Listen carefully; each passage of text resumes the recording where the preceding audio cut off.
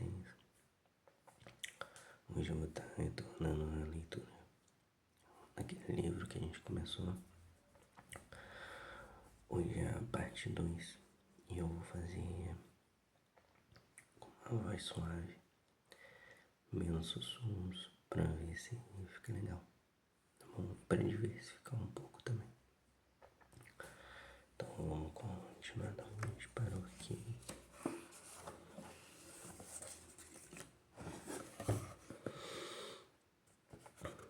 Vamos lá. O sucesso é divinamente determinado. Não há razão para você pensar na prosperidade como algo separado da sua vida espiritual, ou além do escopo da religião. Você não precisa tentar viver em dois mundos, onde tem que cuidar de todas as coisas durante 6 dias e depois, no 7º dia, dar a Deus a chance de mostrar o que Ele pode fazer. Aceite a intervenção de Deus como um Pai amoroso, rico e compreensivo em todas as suas questões. Em todos os dias da semana, peça a orientação e a instrução divina para todos os seus assuntos, financeiros ou não. E você com certeza se surpreenderá com quão melhor cada área de sua vida se tornará, porque tudo é vosso. Essa é a promessa divina. 1 Coríntios 3:21. Um analista certa vez me disse que tinha descoberto que a causa mais comum de fracasso são as ideias confiantes sobre se o sucesso é condenado ou valorizado por Deus. Ele disse que muitas pessoas lhe asseguram que o fracasso merecia mais aprovação espiritual do que o sucesso. Citando as palavras de Jesus: não podeis servir a Deus e a Mamon. Mateus 6:24. Perdão, é isso mesmo. Essas pessoas não tinham obtido sucesso e o médico teve de passar mais de 1 hora explicando que ser bem-sucedido não é servir a Mamon e que elas deveriam parar de usar Deus como uma desculpa para os seus próprios fracassos. Um dicionário descreve Mamon como riquezas consideradas como um objeto de adoração ou um falso Deus. As pessoas que servem a Mamon excluem Deus de suas questões financeiras e tentam cuidar disso por si mesmas.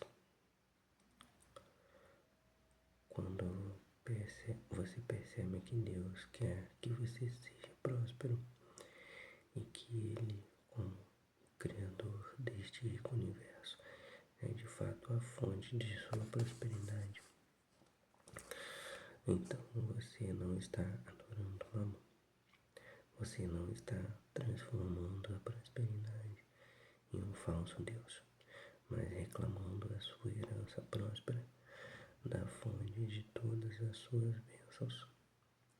Jeová indicou a atitude espiritual correta a respeito da prosperidade quando disse a Moisés para lembrar aos filhos de Israel: antes te lembrarás do Senhor teu Deus, que Ele é o que te dá força para adquirir riquezas. Deuteronômio 8:18. A palavra riqueza significa viver bem, e é isso que o pensador próspero deve trabalhar para conseguir. É isso que ele deve esperar como seu direito espiritual. Talvez você esteja se lembrando a essa altura de uma declaração que eu também ouvia quando era criança e que me confundia sobre a prosperidade.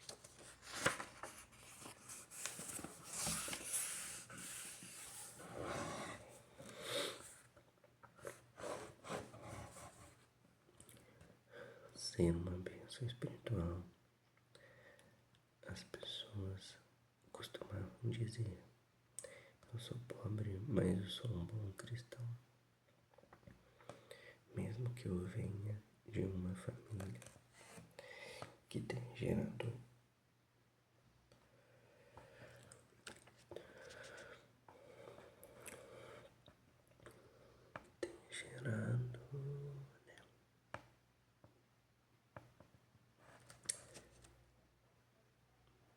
Parece um minutinho que eu me perdi. Deixa eu ver aqui. Um médico que eu conheço disse que teria muito menos pacientes caso fossem solucionados os problemas financeiros. Ah, não, pera. Página errada.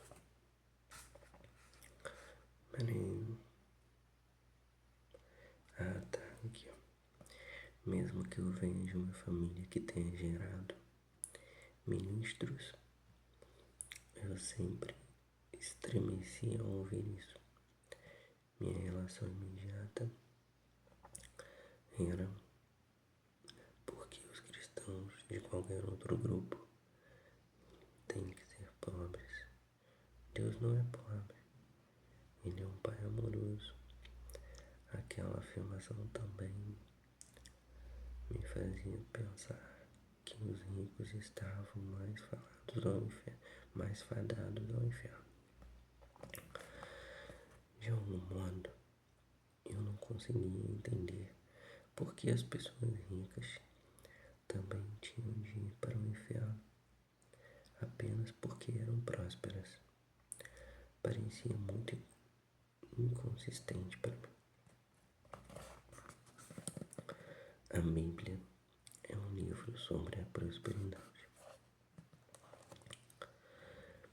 Quando entrei para o ministério, decidi resolver esse conflito internamente, estudando a perspectiva bíblica sobre a questão. Prosperidade versus pobreza. Foi uma agradável surpresa descobrir que a Bíblia é o maior livro sobre prosperidade escrito.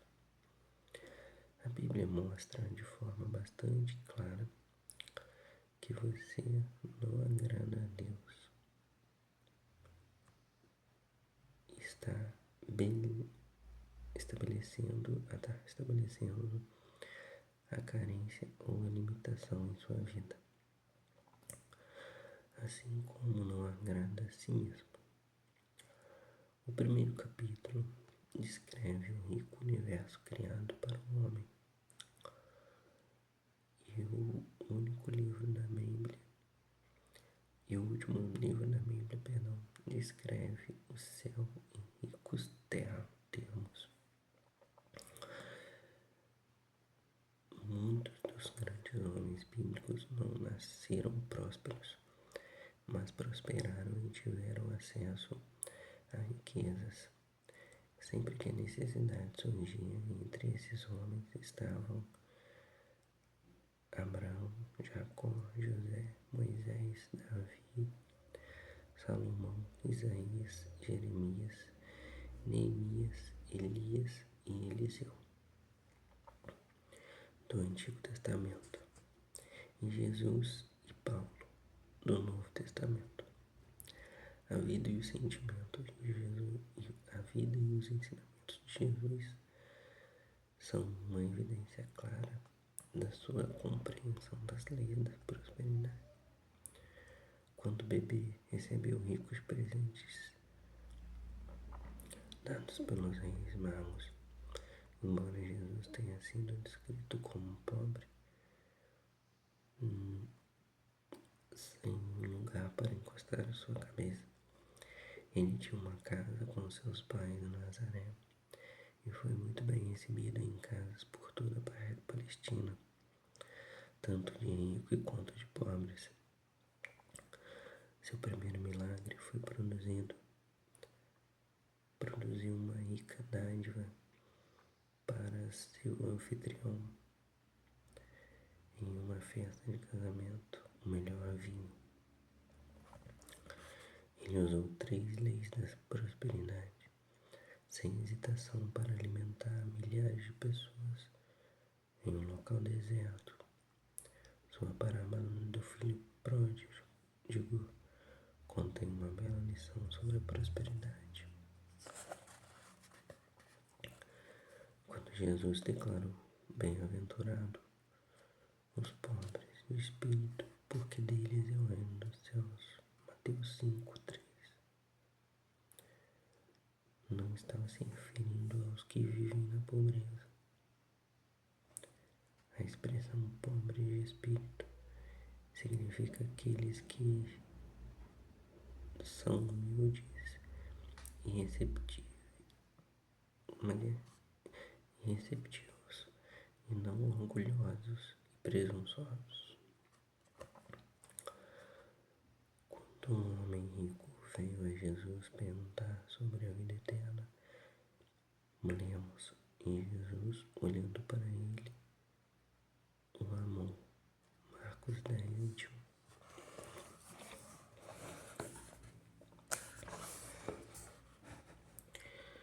Jesus lhe disse que, para herdar a vida eterna, ele tinha de vender tudo o que tinha, pois ele viu que o homem estava sendo possuído por todos seus bens.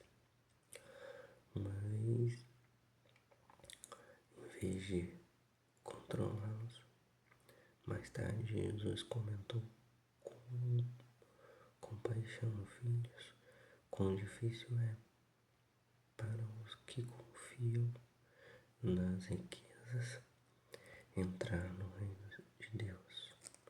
Marcos 10:24. Seu interesse e contato com o mundo financeiro inclui chamar um coletor de impostos para ser seu primeiro apóstolo, indicando um tesoureiro entre eles para lidar com as finanças e com outros impostos devidos ao governo romano. Mesmo seu hobby sem costuras foi considerado valioso pelos soldados romanos, pois eles tiraram a sorte por ele ao pé da cruz. Foi um homem rico, José de Arimateia, que implorou a Pilatos pelo corpo de Jesus e que o sepultou em sua própria tumba. Mesmo depois da ressurreição, Jesus mostrou interesse na prosperidade de seus seguidores, instruindo os pescadores sobre onde deveriam pescar para ter sucesso, depois que não tinham conseguido nada.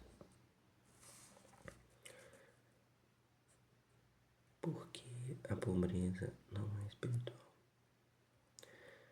Você pode estar imaginando por que se fala tanto em sacrifício, perseguição e tempos difíceis como aspectos necessários na vida espiritual. A história revela que os ensinamentos da Bíblia, cheios de inspiração e praticidade, continuam a ser observados durante os primeiros séculos depois de Cristo. Logo, porém, a religião se tornou mais secularizada, levando a diversas variações e ao afastamento do que Jesus ensinou. Mais tarde, o sistema feudal da Idade Média assegurou a riqueza somente a poucos privilegiados. Durante esse período, os preceitos de pobreza e penitência foram oferecidos às massas como o único meio de salvação, transformando a carência e a privação em supostas virtudes cristãs. Milhões de pessoas ingênuas foram levadas a crer que era santo ser pobre, uma crença útil para prevenir a revolução entre as massas. Algumas dessas ideias feudais sobre a pobreza como uma virtude espiritual têm persistido até os dias de hoje. Contudo, elas são falhas, concebidas pelos homens, não refletindo a rica verdade de Deus para mim e para você.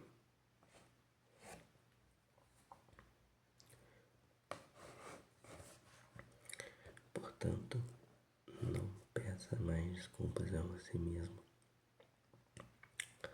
ou a outros por querer ser próspero. Esse é um desejo divino, ao qual, portanto, deve ser dada uma expressão divina. Você pode dar graças, pois a prosperidade é a sua herança divina. O desejo do Pai para você é o bem ilimitado e não uma mera existência medíocre.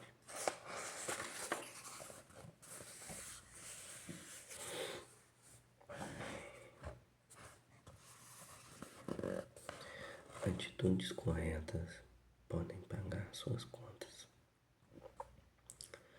Agora, a fim de ajudá-lo a estabelecer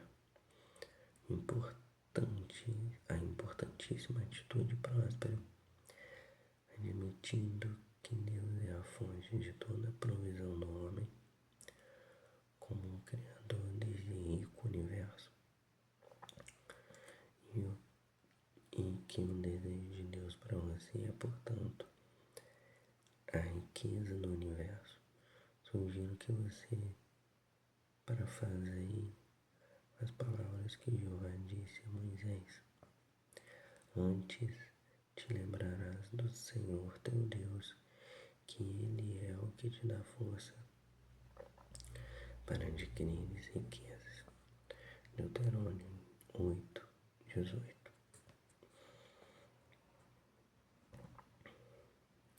Talvez você esteja pensando, sim, mas esse tipo de pensamento é prático. Tais atitudes podem ajudar a calçar as crianças, a trazer comida para a mesa e a pagar um aluguel. Sim, podem.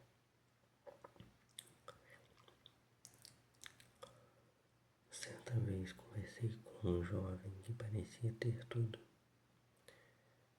contra ela. Quando foi atingida por uma paralisia, acabou sendo abandonada pelo marido, que bebia, jogava e não trabalhava, deixando com várias crianças para cuidar, criar e educar.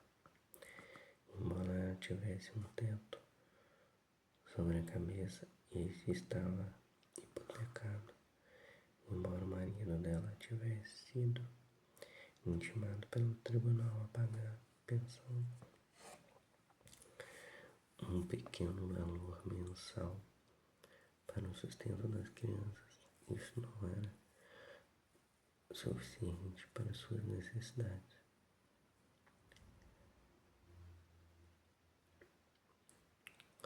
Entretanto, cada vez que eu visitava essa moça, que ficou acamada durante muitos meses e depois confinada a uma cadeira de rodas, ela sempre contava alegremente como novos canais de provisão tinham ser aberto para ela.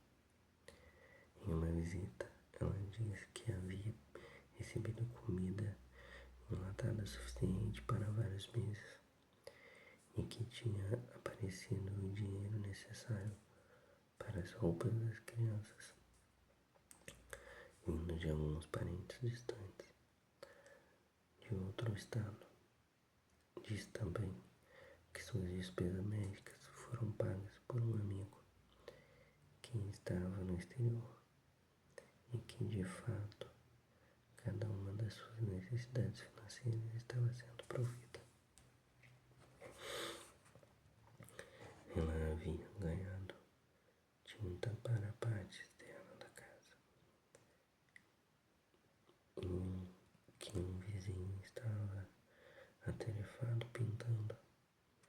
Quando eu perguntei qual era o segredo de prosperidade dela e como ela tinha conseguido pagar todas as contas no prazo, ainda que estivesse numa cadeira de rodas, sem nenhuma fonte de renda estável ou generosa, ela disse que uma oração tinha sido uma grande fonte de força e provisão. Sempre que aparecia uma necessidade financeira, ela meditava calmamente sobre a promessa do Salmo 46. Aquietai-vos e sabei que eu sou Deus. Salmos 46, 10. Um dia o pagamento da hipoteca estava atrasado. Era uma dívida de $40. A mulher não tinha sequer um centavo desse valor, então começou a pensar em silêncio. Nessas palavras: aquiete-se e saiba que eu sou Deus. Aquiete-se e saiba que eu sou seu Deus, atuando nessa situação agora. Por volta do meio-dia, veio a ela uma sensação de paz sobre a questão. Então, encerrou a sua meditação. Cerca de 1 hora depois, um parente estava lhe servindo o almoço quando um vizinho entrou e colocou o dinheiro em sua mão. Ele disse: nossa escola dominical estava pensando em você. Havia algum dinheiro extra na tesouraria e nós resolvemos que queríamos dividi-lo com você. O valor que ele lhe deu, $40. Essa mulher, reconhecendo Deus como a fonte da sua provisão, tinha comprovado que ele nunca falhava com ela, mesmo em condições extremas de doença, desalento e incerteza econômica. É claro que seu grande desejo é o de se sustentar e de se tornar financeiramente independente de seus familiares, vizinhos e amigos. E com certeza ela realizará esse desejo, conforme persevera no seu pensamento próspero. Agora ela está começando a andar de novo e pela primeira vez em vários anos também pode trabalhar. Enquanto isso, está comprovando que a rica provisão de Deus pode chegar de muitos modos inesperados, satisfazendo as necessidades do momento e despeito das duras condições de vida. De fato, Davi, reconhecendo Deus como a fonte da sua provisão, quando declarou: o Senhor é meu pastor, nada me faltará. Salmos 23. Esta é uma boa oração de prosperidade e deve ser respeitada com frequência, repetida com frequência. Uma dona de casa precisava de US$ 100 para pagar 2 contas que venciam no fim da semana.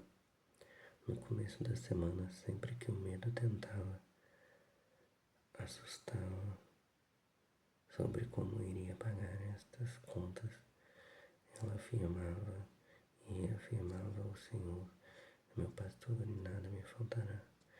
Na manhã de sexta-feira, justamente o dia em que suas contas venciam, chegou um cheque pelo correio de US$ 110.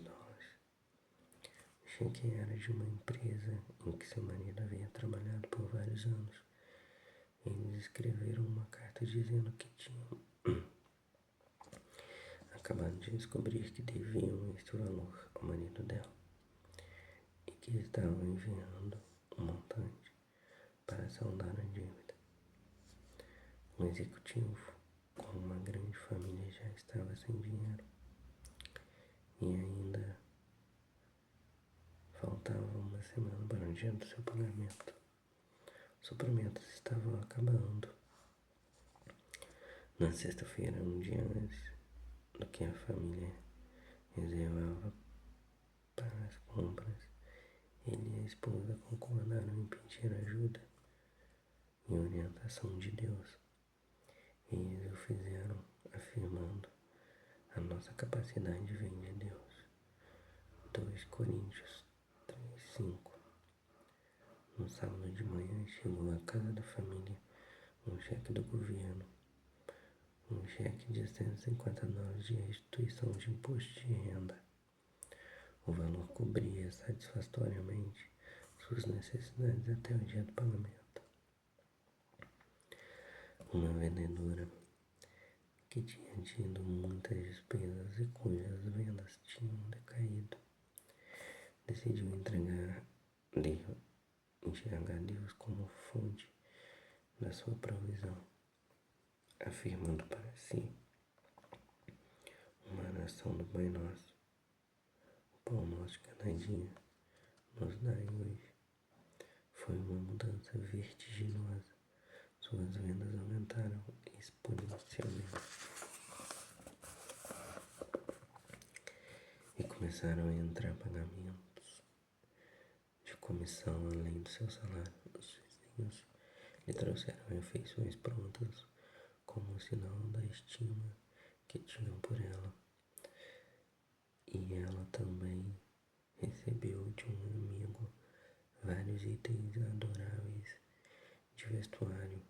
Alguns de seus clientes levaram-lhe presentes de agradecimento por seu estimado serviço. Vários convites para jantar foram recebidos, aceitos e apreciados. Todos os dias suas necessidades eram providas como ela havia pedido em oração.